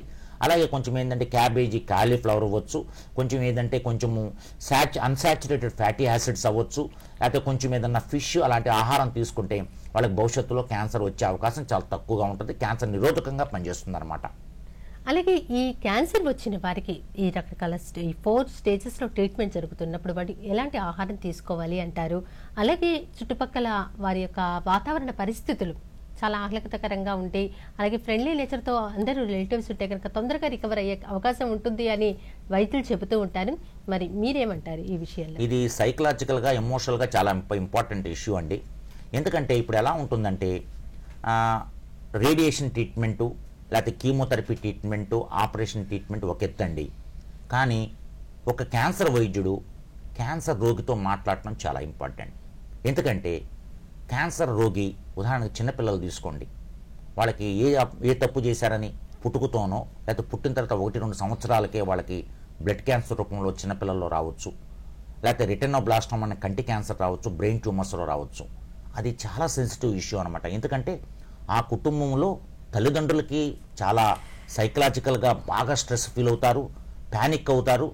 అలాగే ఆ కుటుంబంలో ఉన్నటువంటి ఆ అబ్బాయి ఉన్నాడు కదండి, వాడు తమ్ముడో వాడు అక్కయ్య, వాళ్ళు కూడాను బాగా సైకలాజికల్గా ఇన్వాల్వ్ అయ్యే అవకాశం ఉంటుంది. ఈ ఇష్యూలో ఒక పీడియాట్రిక్ ఆంకాలజిస్టు, చిన్నపిల్లలకు వచ్చే క్యాన్సర్ ట్రీట్మెంట్కి వైద్యం చేసే డాక్టర్ని పీడియాట్రిక్ ఆంకాలజిస్ట్ అంటారు. ఆయన గురుతర బాధ్యత ఏంటంటే వాళ్ళ తల్లిదండ్రులను కూర్చోబెట్టి కౌన్సిలింగ్ చేయాలి, వాళ్ళకి సైకలాజికల్గా వాళ్ళ మోరల్ వాల్యూస్ బూస్టప్ అయ్యేటప్పుడు మాట్లాడాలి. అంతేగాని ఇదిగోండి మీ అబ్బాయి క్యాన్సర్ వచ్చింది, ఇంతకంటే ఎక్కువ బతకడు అని చెప్పేసి అంటే వాళ్ళు కుంగిపోతారనమాట. ఆ మాటలు పిల్లవాడు అంటే పేషెంట్, ఆ రోగి విన్నా, లేకపోతే ఆ రోగికి సంబంధించిన అన్నయ్య, అక్కయ్య, చెల్లిగాడిని విన్నా కానీ చిన్నపిల్లల వాళ్ళందరూ వాళ్ళు కూడా కుంగిపోయే అవకాశం ఉంటుంది. సో ముఖ్యమైన అంశం ఏంటంటే the bond between patient and doctor. అంటే వాడిని అతన్ని పేషెంట్ను కూర్చోబెట్టి చక్కగా రిలాక్స్గా ఉండి కొంచెం ధైర్యవచనాలు చెప్తే అది చాలు. క్యాన్సర్ పేషెంట్ రికవర్ అవ్వడానికి 75% అది చాలు. దాంతోనే బాగా రికవర్ అవుతారు. నెక్స్ట్ మిగతా 20-30% కీమో, రేడియేషన్ అది అవ్వచ్చు. క్యాన్సర్ పేషెంట్స్ ఏంటంటే ఆకలి లేకపోయినా కానీ ఏదో ఒకటి తింటూ ఉంటే వాళ్ళ రిజర్వ్స్ బాగా పెరుగుతూ ఉంటాయి. అంటే ఆ కణము ఒత్తిడిని తట్టుకొని వాళ్ళకి ఇమ్యూనిటీ పవర్ పెరిగే అవకుంటుంది. అంటే ఎక్కువగా ఏంటంటే ప్రోటీన్స్ ఎక్కువగా ఉన్న ఫుడ్, అంటే ఎట్లా కొంచెం కోడిగుడ్డు తీసుకోవటం కానీ, లేకపోతే ఏదన్నా స్ప్రౌట్స్ లాంటివి ఎక్కువ తీసుకోవటం కానీ, లేకపోతే మంచి అన్సాచురేటెడ్ ఫ్యాటీ యాసిడ్ ఉన్న ఫుడ్ తీసుకోవటం కానీ, లేకపోతే ఇంకేదన్నా పపాయా కానీ అలాంటివి తీసుకోవటం కానీ, లేకపోతే ఫిష్ అలాంటివి తీసుకుంటే, కొంచెం సీ ఫుడ్ తీసుకుంటే కొంచెం క్యాన్సర్ నిరోధక పనికి వస్తుంది. అలాగే విటమిన్ సి అలాంటివి ఉంటే ఇమ్యూనిటీ పెరుగుతుంది. అలాగే క్యాన్సర్ పేషెంట్ తట్టుకుంటారు. తర్వాత క్యాన్సర్ ట్రీట్మెంట్ అయిపోయిన తర్వాత నాకు ఇంకేం డైట్ అక్కర్లేదులే, నేను ఏదైనా తినొచ్చు అనుకున్నా కూడా మళ్ళీ అంతటితో ఆగదు, మళ్ళీ అది తిరగబెట్టే అవకాశం ఉంటుంది, లేకపోతే కొత్తది కూడా వచ్చే అవకాశం ఉంటుంది. అలాంటి వాళ్ళు కూడాను కొంచెం లీఫీ వెజిటబుల్స్, లేకపోతే మీకు తెలుసు కదా, ఒక an apple a day keep the cancer away, అలాగే an a mango a day keep the cancer away. So అలాగే తులసి, అలాగే ఏదైనా లీఫీ వెజిటబుల్స్, ఫ్రూట్స్, లెమను ఇలాంటివి తీసుకున్నాం అనుకోండి, భవిష్యత్తులో వాళ్ళకి క్యాన్సర్ తిరగబెట్టే అవకాశం కానీ లేదా కొత్త క్యాన్సర్ వచ్చే అవకాశాన్ని కూడా తగ్గిస్తుంది అనమాట. అలాగే డాక్టర్ గారు, కంటేజియస్ డిసీజ్ అని క్యాన్సర్ ని అంటారు, ఎందువల్ల అంటారు డాక్టర్ గారు? అంటే యాక్చువల్గా అది అపోహమే. Cancer is not a contagious disease.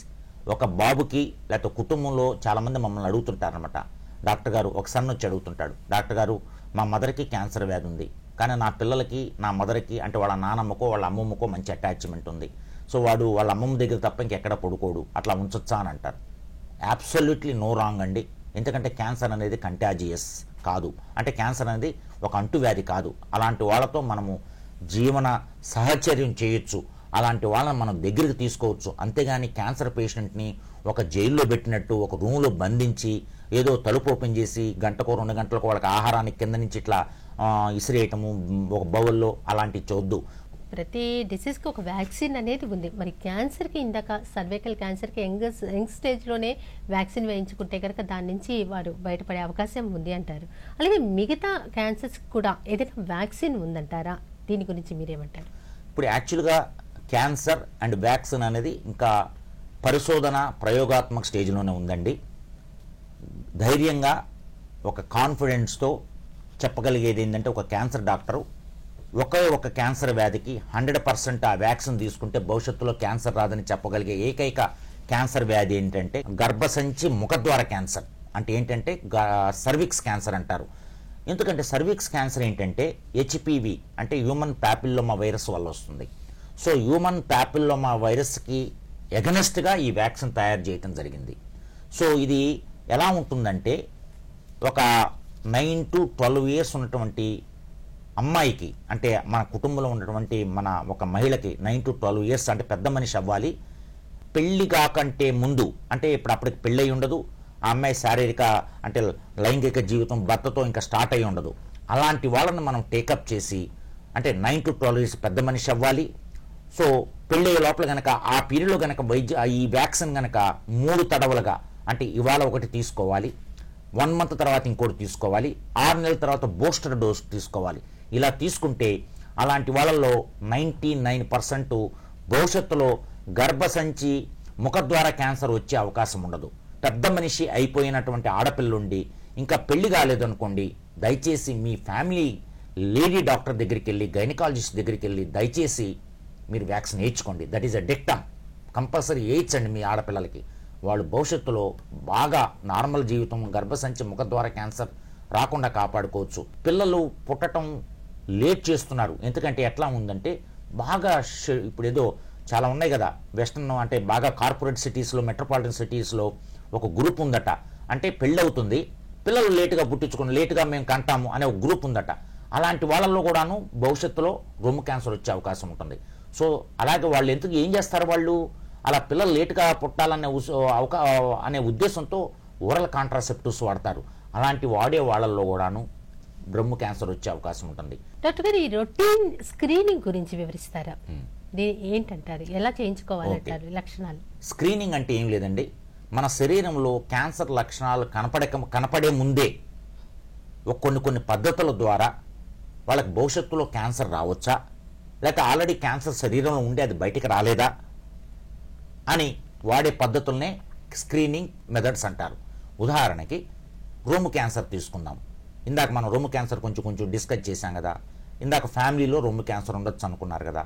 So అలాంటి వాళ్ళు ఎలా ఉంటుందంటే, ఒక 30 years 40 years తర్వాత వాళ్ళు ఎవ్రీ ఇయర్ డాక్టర్ దగ్గరికి వచ్చి చూపించుకుంటూ మ్యామోగ్రామ్ అంటే రొమ్ము ఎక్స్రే అనేది చేయించుకుంటూ గనక ఉంటే వాళ్ళకి భవిష్యత్తులో ఒక 30% 40% రొమ్ము క్యాన్సర్ వచ్చే అవకాశాన్ని తగ్గిస్తుంది.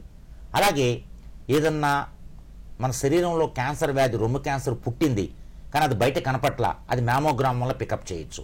అంటే నేను అన్నాను చూడండి, ఏదైనా ఒక చోటకి వస్తాయి. స్టేజ్ 1 అంతకంటే ముందు దశకే గనక మనకు కనపడితే వాళ్ళకి మంచి జీవితాన్ని ఇచ్చే అవకాశం ఉంటుంది. అలాగే బ్రెస్ట్ సెల్ఫ్ ఎగ్జామినేషన్, ప్రతి మహిళ రొమ్ముని స్వయంగా పరీక్ష చేసుకోవాలి. ఆ నెల బహిష్టులు అయిపోయిన తర్వాత 5వ రోజు 6వ రోజు నుండి స్నానం చేసిన తర్వాత ఎడమ బ్రెస్ట్ని కుడి చేత్తో అరచేత్తో, అలాగే కుడి బ్రెస్ట్ని ఎడమ చేయి అరచేత్తో కొంచెం తడితో ఒక క్లాక్ వైజ్ డైరెక్షన్లో సెంటీమీటర్ క్షుణ్ణంగా బ్రెస్ట్ను పరీక్ష చేసుకోండి. అలా పరీక్ష చేసుకునేటప్పుడు ఏదైనా చిన్న పిల్లి పిసర కానీ, లేకపోతే ఒక ఆవగింజంత కానీ, లేకపోతే ఒక రేగ్గాయంత కానీ, లేకపోతే ఏదైనా కుతపులుగా కానీ ఏదైనా గడ్డలు కానీ తగులుతుంటే మీరు ఎమ్మటే క్యాన్సర్ డాక్టర్ని సంప్రదించండి. పాతకాలంలో ఎలా ఉండేది, బాగా మాసిపోయిన గుడ్డలు పెట్టుకునే వాళ్ళు బ్లీడింగ్ రాకుండా ఉండాలని. దానివల్ల ఏంటంటే ఆ వైరస్ శరీరంలోకి వెళ్ళే అవకాశం ఉంటుంది. అందుకనే ఒక సెంట్రల్ గవర్నమెంట్ ఒక ప్రాజెక్ట్ కూడా స్టార్ట్ చేసింది. స్కూల్లో చదువుతున్నటువంటి ప్రతి ఆడపిల్లలకి ఒక డయపర్సు సప్లై చేసే ప్రోగ్రామ్ కూడా స్టార్ట్ చేసింది ఈ కాన్సెప్ట్తోనే. సో ఇలాంటి కొంచెం అపరిశుభ్రమైనటువంటి పద్ధతుల ద్వారా గర్భసంచి క్యాన్సర్ వచ్చే అవకాశం ఉంటుంది. ఈ స్క్రీనింగ్ మెథడ్స్, అట్లాగే నోటి క్యాన్సర్ ఉన్నవాళ్ళు, అంటే నోటి క్యాన్సర్ లేదు కానీ వాళ్ళ జర్దా పాన్ పరాగ్ ఉన్నవాళ్ళు వాళ్ళు డెంటల్ డాక్టర్ దగ్గరికి వెళ్ళి నోరంతా పరీక్ష చేయించుకొని వాళ్ళకు ఒక వెల్స్కోపీ అని ఉంది, ఆ స్కోపీ ద్వారా పరీక్ష చేయించుకుంటే వాళ్ళకి భవిష్యత్తులో నోటి క్యాన్సర్ వచ్చే అవకాశం ఉందా లేదా చెప్పచ్చు. ఇలాంటి పద్ధతులు కనుక మీరు స్క్రీనింగ్ మెథడ్ రూపంలో కనుక చేయించుకుంటే వాళ్ళకి ఏంటంటే మనకు కనిపెట్టలేం, కానీ మెథడ్స్ ద్వారా కనపడినటువంటి ఒక 100లో 40 మెంబర్స్ మనం పికప్ చేసి వాళ్ళని తొలి దశలో పికప్ చేసి వాళ్ళకి మంచి జీవితం ఇవ్వచ్చు, తొలి దశలో ట్రీట్మెంట్ ఇవ్వటం వల్ల. That is the purpose of screening programme అనమాట. డాక్టర్ గారు, ఇప్పుడు ఈ క్యాన్సర్ సోకిన పేషెంట్లకు, క్యాన్సర్ వచ్చిన వాళ్ళకి ట్రీట్మెంట్ జరుగుతున్న సమయంలో ఇతరత్ర ఇన్ఫెక్షన్స్ వస్తే కనుక వాటికి కూడా ట్రీట్మెంట్ చేసే అవకాశం ఉంటుందంటారా? వాటి నుంచి ఎలా బయటపడాలంటారు? సో ముఖ్యంగా ఇన్ఫెక్షను క్యాన్సర్ ట్రీట్మెంట్ అంటే ఏంటంటే ముఖ్యంగా 2 అంశాలు మేడం. ఒకటి, రేడియేషన్ వల్ల యూజువల్గా ఇన్ఫెక్షన్ రాదు, ఎందుకంటే రేడియేషన్ ఏంటంటే సూపర్ఫిషియల్గా పెడతారు, కొంచెం స్కిన్ కలర్ మారటం అలాంటిది ఉంటుంది. అలాగే సర్జరీ వల్ల, సర్జరీ చేసిన తర్వాత కొంచెం పోస్ట్ ఆపరేటివ్ ఇన్ఫెక్షన్స్ అని వస్తాయి. అంటే సరిగా ఆ టైంలో మంచిగా ప్రోటీన్ డైట్ తీసుకోపోవటం వల్ల కానీ, లేకపోతే ఏదైనా కంటామినేషన్ జరిగినా ఇన్స్ట్రుమెంట్స్లో, సర్జరీ చేసే ఇన్స్ట్రుమెంట్స్లో జరిగినా, లేకపోతే ఆ డ్రెస్సింగ్ చేసేటప్పుడు సరిగా డ్రెస్సింగ్ చేయకపోయినా ఇన్ఫెక్షన్స్ వస్తాయి. అది జాగ్రత్తగా చూసుకోవాలి యాంటీబయాటిక్స్ ద్వారా. అలా కీమోథెరపీ ఇచ్చేటప్పుడు ఇన్ఫెక్షన్స్ వచ్చే అవకాశం ఉంటుంది. ఎందుకంటే నేను అన్నాను కదా, కీమోథెరపీ అంటే ఏంటి, ఒక క్యాన్సర్ ద్రావకం, క్యాన్సర్ మెడిసిన్ అనమాట శరీరంలోకి ఎక్కిస్తాము. అప్పుడు ఏమవుతుంది, అది క్యాన్సర్ కణాలనే కాకుండా మామూలు కణాలను కూడా చంపేస్తుంది. సో మనము శరీరంలో వ్యాధి నిరోధక ఎక్కువగా ఉండాలంటే న్యూట్రోఫిల్స్ అని ఉంటాయి, తెల్ల కణాల్లో తగ్గిపోతూ ఉంటాయి. ఆ తెల్ల కణాలు తగ్గకుండా చూసుకోవాలి. తెల్ల కణాలు తగ్గినాయి అనుకో శరీరంలో ఇన్ఫెక్షన్ వస్తుంది. సో ఆ తెల్ల కణాలు తగ్గకుండా ఉండాలంటే మంచిగా ఆహారం తీసుకోవాలి, ప్రోటీన్ డైట్ తీసుకోవాలి, ఎగ్ లాంటివి తీసుకోవాలి. అలాగే తెల్ల కణాలు తగ్గే అవకాశం ఉంటే తెల్ల కణాలు తగ్గకుండా కొన్ని ఇంజెక్షన్స్ ఉన్నాయన్నమాట, గ్రోత్ ఫ్యాక్టర్స్, అవి కూడా తీసుకోవాలి. కొంతమంది కీమోథెరపీ ఇచ్చిన తర్వాత వాళ్ళకి తెల్ల కణాలు పడిపోతూ ఉంటాయి. మామూలుగా 4,000 to 7,000 per cubic mm ఉంటుంది. అట్లా కాకుండా కొన్నిసార్లు తెల్ల కణాలు అసలు కనపడవు, అసలు తెల్ల కణాలు 500 కంటే పడిపోతాయి. అలాంటి వాళ్ళలో ఇన్ఫెక్షన్స్ వచ్చే అవకాశం ఉంటుంది. సో అలాంటి వాళ్ళకి యాంటీబయాటిక్స్, దాన్ని ఏమంటారంటే ఫెబ్రైల్ న్యూట్రోపినియా అంటారు, అంటే జ్వరం వస్తూ ఉంటుంది, నోరంతా పొక్కిపోతూ ఉంటుంది. సో ఇలాంటి వాళ్ళకి మేము ఏం చెబుతుంటామంటే, కీమోథెరపీ తీసుకునే పేషెంట్స్ వాళ్ళ శరీరాన్ని చాలా శుభ్రంగా ఉంచుకోవాలి, బయట నుంచి ఇన్ఫెక్షన్ శరీరంలోకి రాకుండా కాపాడుకోవాలి. ఏదన్నా వాటర్ తీసుకోవాలంటే బాగా వేడి చేసి చల్లార్చిన వాటర్నే తీసుకోవాలి. అలాగే మోషన్కి వెళ్ళినా లేకపోతే యూరిన్ పాస్ చేయడానికి వెళ్ళినా వెళ్ళేటప్పుడు వచ్చేటప్పుడు వాళ్ళు శుభ్రంగా చేతులు కడుక్కోవాలి. అలాగే సాధ్యమైనంత వరకు కీమోథెరపీ తీసుకునేటప్పుడు ఆ పేషెంటు మాస్క్ పెట్టుకొని ఉండాలి. ఆ కీమోథెరపీ పేషెంట్ తీసుకున్నప్పుడు వాళ్ళ యొక్క అటెండెంట్స్ ఉంటారు, వాళ్ళు కూడా మాస్క్ పెట్టుకోవాలి. అలా చేసుకోవటం వల్ల ఏంటంటే క్రాస్ ఇన్ఫెక్షన్ అనేది కొంచెం ఈ ఇన్ఫెక్షన్ ఇట్టించి ట్రాన్స్మిట్ కాకుండా కాపాడుతుంది అనమాట. డాక్టర్ గారు, క్యాన్సర్ వ్యాధిని పూర్తిగా నియంత్రించవచ్చా, తగ్గే అవకాశం ఉందంటారా? దీని గురించి మీరేమంటారు? అది ఒక క్యాన్సర్ స్పెషలిస్ట్గా మేమేంటంటే ఒకటే చెప్పగలం, ఎట్ ప్రజెంట్ 60% క్యాన్సర్స్ క్యూరబుల్. 60%. ఒకప్పుడు 10 or 20 అనేవాళ్ళు. అంటే ఏంటంటే క్యూరబుల్ ఏంటంటే 100 క్యాన్సర్ పేషెంట్స్ మేము ట్రీట్మెంట్ ఇచ్చాము, అందులో 60 మంది 5 సంవత్సరాలు వ్యాధి లేకుండా మళ్ళీ జీవితాంతం బాగుండే అవకాశం ఉంటుంది, తెరబెట్టకుండా. సో ఇప్పుడు అది క్యాన్సర్ అనేది క్యూరబులా, దాన్ని నియంత్రించుకోవచ్చా అనేది ఆ మనిషి చేతిలోనే ఉంది. కంప్లీట్లీ క్యాన్సర్ అనేది మ్యాన్ మేడ్ డిసీజ్, ఎందుకంటే మన చేతుల్లోనే ఉంది. ఎట్లా, ఉదాహరణకి స్మోకింగ్ అలవాటు ఉన్నవాళ్ళు స్మోకింగ్ మానేయాలి, నెంబర్ 1. ఆల్కహాల్ ఉన్నవాళ్ళు ఆల్కహాల్ తాగటం మానేయాలి. అలాగే స్మోకింగ్ ఆల్కహాల్ 2 చాలా డేంజర్ అనమాట కాంబినేషన్లో, అది కూడా వద్దు. అలాగే మనము జీవన లైఫ్ స్టైల్స్ కూడా మార్చుకోవాలి. నిరంతర వ్యాయామం, అట్లీస్ట్ రోజుకి 1 గంట బాగా దృఢంగా వ్యాయామం చేసుకుంటూ వారానికి 5 సార్లు వ్యాయామం చేసుకోవాలి. అలాగే హెల్తీ డైట్ తీసుకోవాలి. అలాగే ఏదైనా ఎన్విరాన్మెంటల్ పొల్యూషన్, కొంతమంది ఉంటారన్నమాట ఆక్యుపేషన్స్, కార్బ్లర్స్, చెప్పులు కుట్టే వాళ్ళలో కొన్ని క్యాన్సర్స్ రావచ్చు, పెయింటర్స్లో కొంతమంది రావచ్చు, కొన్ని క్యాన్సర్స్ రావచ్చు. లేకపోతే మైన్స్, గోల్డ్ మైన్స్లో కానీ కోల్ మైన్స్లో పనిచేసే వాళ్ళలో ఊపిరితిత్తుల, సో అలాంటి ప్రొఫెషన్స్లో ఉన్న వాళ్ళు కూడాను అలాంటి వృత్తిని మానుకోవాలి. అలాగే కొన్ని ఇన్ఫెక్షన్స్ వలన, అంటే ఎట్లా ఉంటుంది, మన ఓవర్ హెడ్ ట్యాంక్ ఉంటుంది, ఆ ట్యాంక్లో వాటర్ ఉంటుంది. ఆ వాటర్ ఏంటంటే లాంగ్ స్టాండింగ్ వాటర్ ఉండటం వలన అది అక్కడ క్రిములు, అంటే వైరస్ కానీ బ్యాక్టీరియా నిలవ ఉండి అది మన శరీరంలోకి ఎంటర్ అయ్యి మనం తాగినప్పుడు క్యాన్సర్ రావచ్చు. అలాగే కొంచెము ఏదన్నా మనము ఒక ఫోర్సిలిన్నో లేకపోతే ఏదన్నా పాత్రలు కానీ అవన్నీ తీసుకునేటప్పుడు దాంట్లో కూడా కొంచెం ఎట్లంటే ఒక ప్లాస్టిక్ వాడేటప్పుడు వేడి వేడి వస్తువులు టీ కనుక ప్లాస్టిక్లో ఉండి ఆ వేడి వల్ల ప్లాస్టిక్ కరిగిపోయి మన శరీరంలోకి వెళ్ళిన తర్వాత భవిష్యత్తులో క్యాన్సర్ రావచ్చు. అలాగే mobile phones, as on today mobile phones కొన్ని చిన్న చిన్న యానిమల్స్లో క్యాన్సర్ వస్తుందని చెప్తుందే కానీ ఇంకా మానవుల్లో క్యాన్సర్ వస్తుందని ఇంకా చెప్పలేకపోతుంది.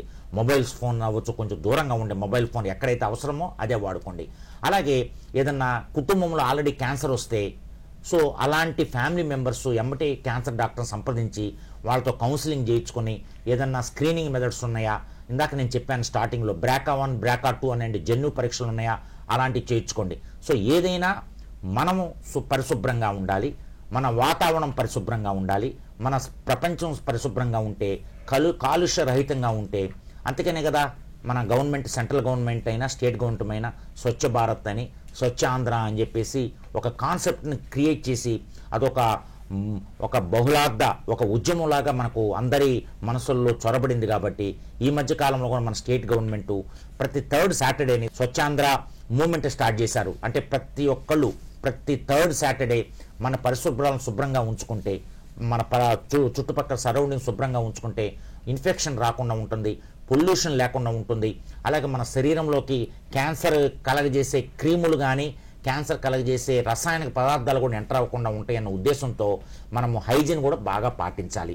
క్యాన్సర్ అంటే దాన్ని పూర్తిగా తగ్గించవచ్చని మీరు చెబుతూ ఉన్నారు. అది మొదటి సమస్య వచ్చినప్పుడు వెంటనే వైద్యుని వద్దకు వెడితే, కానీ చాలా మంది భయపడుతూనే ఉంటున్నారు. ఇంకా ఒక అపోహ ఉంది, ఇది తగ్గదు, మా జీవితం ఇంకా అయిపోయింది. ఇలా రకరకాలైనటువంటి భయాలు, అపోహలు, అలాగే అవగాహన కార్యక్రమాలు ఎన్నో చేస్తున్నప్పటికీ దీని నుంచి మటుకు బయటపడట్లేదు. ఇంకా ఎలాంటి మార్పు సమాజంలో రావాలంటారు? దీనికి మీరిచ్చేటువంటి సూచన ఏంటంటారు? సో ఇది చాలా ఇంపార్టెంట్ అండి అందరికీ. ఎందుకంటే ఇప్పుడు దాంట్లో స్టేక్ హోల్డర్స్, ప్రతి ఒక్కరు స్టేక్ హోల్డర్సే మేడం. ఒక క్యాన్సర్ డాక్టర్గా నేను, క్యాన్సర్ పేషెంట్గా క్యాన్సర్ పేషెంటు, అలాగే మన చుట్టుపక్కల ఉన్నటువంటి ఇప్పుడు NGOs ఉన్నాయి కదండి, సోషల్ ఆర్గనైజేషన్స్ వాళ్ళు, అలాగే ప్రభుత్వం వాళ్ళు, ప్రతి ఒక్కరికి ఇంపార్టెంట్ రోల్ ఉంది. ఎందుకంటే వీళ్ళందరూ కలిసికట్టుగా ఒక టీముగా వెళ్ళకపోతే అది మనం క్యాన్సర్ నిర్మూలించలేము, ఎరాడికేట్ చేయలేము. ముఖ్య టార్గెట్ ఏంటంటే క్యాన్సర్ గురించి అవగాహన క్రియేట్ చేయడమే. ఎందుకంటే ఎందుకంటే మనము ప్రతి సంవత్సరము ఏదో ఒక రోజు ఏదో ఒక వ్యాధికి సంబంధించినటువంటి ఆ particular day special for that particular disease. For example AIDS day అవ్వచ్చు, లేకపోతే హార్ట్ అటాక్ డే అవ్వచ్చు, బ్రెయిన్ ట్యూమర్ డే అవ్వచ్చు, లేకపోతే డయాబెటిక్ డే అవ్వచ్చు. ఎందుకు చేసుకుంటున్నాం? ఎందుకు ఇచ్చారు ఒక్కో రోజు అని యోగా డే ఎందుకు ఇచ్చారు? అట్లీస్ట్ ఆ రోజైనా అందరం ఒక చోట చేరి ఆ వ్యాధి గురించి డిస్కస్ చేసుకొని 4 మాటలు మాట్లాడుకొని నలుగురికి చెప్తే అట్లీస్ట్ ఆ చెడు అలవాట్లు అవలంబించకుండా ఉంటారని. స్మోకర్స్ వాళ్ళు వల్ల జర్దా పాన్ పరాగ్ వల్ల నోటి క్యాన్సర్ ఎలా వస్తుంది, అలాంటి వాటి అన్నిటి మీద వాళ్ళ లెవెల్లో వాళ్ళు ఏ విధంగా ఎగ్జామినేషన్ చేయాలి, ఏ విధంగా నియరెస్ట్ క్యాన్సర్ సెంటర్కి తీసుకురావాలని మేము తర్ఫీదు ఇచ్చామన్నమాట. దానివల్ల ఏమైందంటే ప్రతి గవర్నమెంట్ హాస్పిటల్లో ప్రతి గురువారము ఒక శనివారము క్యాన్సర్ స్క్రీనింగు ఒక డిపార్ట్మెంట్ స్టార్ట్ చేశారు. ఒక క్యాన్సర్ స్క్రీనింగ్ డిపార్ట్మెంట్ అని స్టార్ట్ చేశారు. ప్రజలందరూ దాన్ని అవకాశాన్ని వినియోగించుకోండి. అలాగే ఇప్పుడు కూడాను ఇన్సూరెన్స్ ప్రోగ్రామ్స్ చాలా ఉన్నాయి. అంటే NTR వైద్య సేవ అవ్వచ్చు. అంటే ఒకప్పుడు మీరు అడిగారు కదా మేడం, ఎందుకు అవగాహన లేకపోతే ఎందుకు భయపడుతున్నారని. చాలామందికి ఏంటంటే క్యాన్సర్ అంటే క్యాన్సిల్ అని అనుకుంటారు. వాళ్ళ జీవితం క్యాన్సిల్ ఏమో కాదండి, క్యాన్సిల్ కాదు. మీ జీవితం మామూలు జీవితాన్ని ఇవ్వగలను ఒక క్యాన్సర్ డాక్టర్గా చెప్తున్నాను. ఆ మనసులో చనిపోతారు అనే భావం తీసేసి నేను డాక్టర్ దగ్గరికి వెళ్తే క్యాన్సర్ వైద్యుడు మంచి జీవితాన్ని ఇస్తాడో అప్పుడు నేను జీవితాంతం నేను పిల్లలతో హాయిగా ఉంటానని చెప్పేసి అనే భావన మీకు రావాలి. ముఖ్యంగా అవగాహన అనేది ఉండాలి. దాంట్లో స్టేక్ హోల్డర్స్ క్యాన్సర్ వైద్యుడు అవ్వాలి, అలాగే పేషెంట్ అవ్వాలి, NGO ఆర్గనైజేషన్స్ అవ్వాలి, మీడియా అవ్వాలి, గవర్నమెంట్ అవ్వాలి. సో ఇలా గనక ఒక ఉద్యమంగా తీసుకెళ్తే ముఖ్యంగా ఏంటంటే ఫస్ట్ మనం తగ్గించమా అది సెకండరీ ఇష్యూ. అసలు ఆ బాధపడుతున్న వాళ్ళని బయటికి తీయాలి, నెంబర్ 1. అప్పుడు 1వ స్టేజ్ వాళ్ళని బయటికి తీయాలి, అది ఫస్ట్ అంశం. దాని తర్వాత వాళ్ళని మనం క్యాచ్ చేయాలి. క్యాచ్ చేసిన తర్వాత మనం మంచి ట్రీట్మెంట్ ఇవ్వాలి.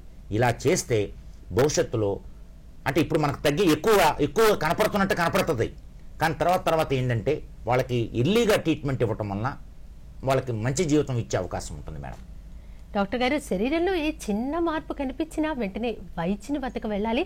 క్యాన్సర్ క్యాన్సిల్ ఏమాత్రం కాదు. అసలు వ్యాధి వచ్చిన వెంటనే ఇప్పుడైతే మీరు చెప్పినట్లుగా ఎన్నో అత్యాధునిక చికిత్సా విధానం అందుబాటులో ఉంది. మరి దీనికి అందరూ సపోర్ట్ చేయాలి. ఒక క్యాన్సర్ పేషెంట్ ఉంటే కనుక అతనికి ముందుగా మంచి సపోర్ట్, చుట్టుపక్కల ఉన్నటువంటి వాతావరణం ఆరోగ్యకరంగా ఉంటే కనుక వారు ఎంతో హాయిగా జీవిస్తారు. దాని నుంచి బయటపడే అవకాశం ఉంటుంది. ఈ రోజు మా అందరికీ ఆరోగ్యం కార్యక్రమంలో క్యాన్సర్ అవగాహన కార్యక్రమం గురించి డాక్టర్ ఏవే రావు గారు ఎన్నో సూచనలు, సలహాలు తెలియజేశారు. ధన్యవాదాలండి. నమస్కారం అండి. ధన్యవాదాలండి. నమస్తే అండి అందరికి. Thank you very much. ఇది ఈనాటి అందరికీ ఆరోగ్యం కార్యక్రమం. మరో కార్యక్రమంలో మళ్ళీ కలుద్దాం. అంతవరకు సెలవు మరి. నమస్కారం.